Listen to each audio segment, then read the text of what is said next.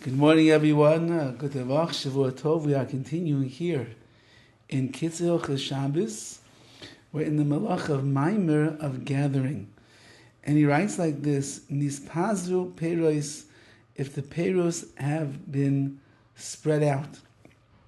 Misha Nispazu Perosav, Bebeisai, Oy Bechatzer Echad, Heina Ve'echad Heina.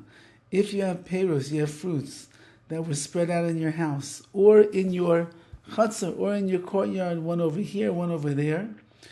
Asa lekabtzem, you're not allowed to gather them. V'litnem l'teich kupai oisal, and put them in a box or a basket. V'atam mishum uvda dochel, and the reason is, it's something called uvda dochel. It's a weekday type of activity that you are doing. Meaning that the reality is, it's not the same kind of mimer, the same type of gathering that takes place in the fields when you're gathering and you're putting them into piles and the like.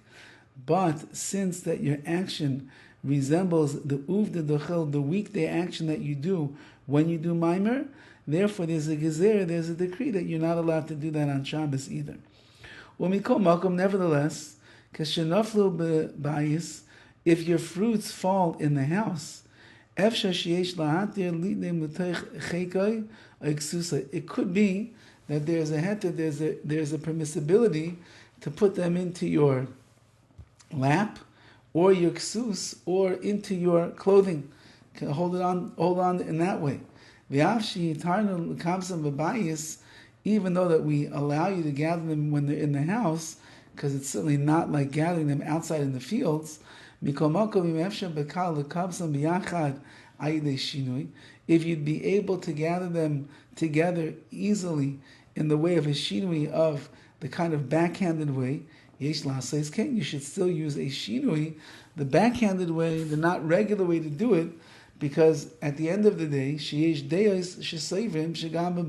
there are those opinions that hold that even in the house,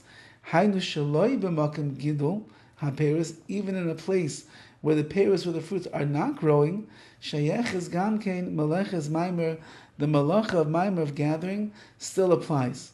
Like I've written above in two little notes before this.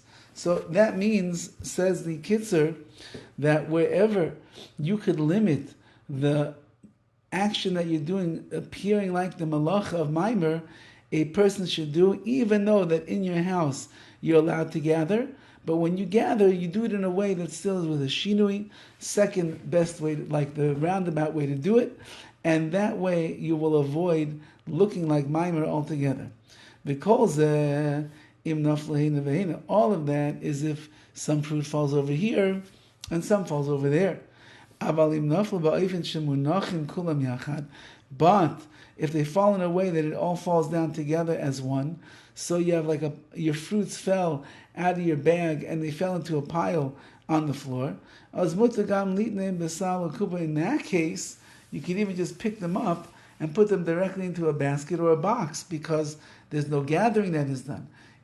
When they're in different places in the house and you have to go around and actually gather them up, so even though you're inside and you're not in the area, the place where they ended up growing, still, we look at it, we made a gezer that looks like mimer, and therefore you should avoid it. If you have to do it, you do it with a shinui. But if they all fell into one pile in one place, there's no gathering that is going on, and therefore you can pick them up and put them directly into a basket or a box. Nevertheless, that's as long as dirt and rocks and dirt have not gotten mixed up together with this pile of fruits. She has also lit name because then you would not be allowed to put them into your lap or into your clothing. In that case, everything's going to be because of uvda d'chayil. That's the weekday thing where we try to remove. Either you're going to remove the fruits from the dirt and the dust, or you're going to pick it all up together, and that would also be a problem over there of dirt and the dust being muktzah, certainly the rocks being muktzah. But the Maisa says, the KITZUR over here, it looks too much like a weekday activity, and therefore in that case you would not be allowed to do it. Have a wonderful day.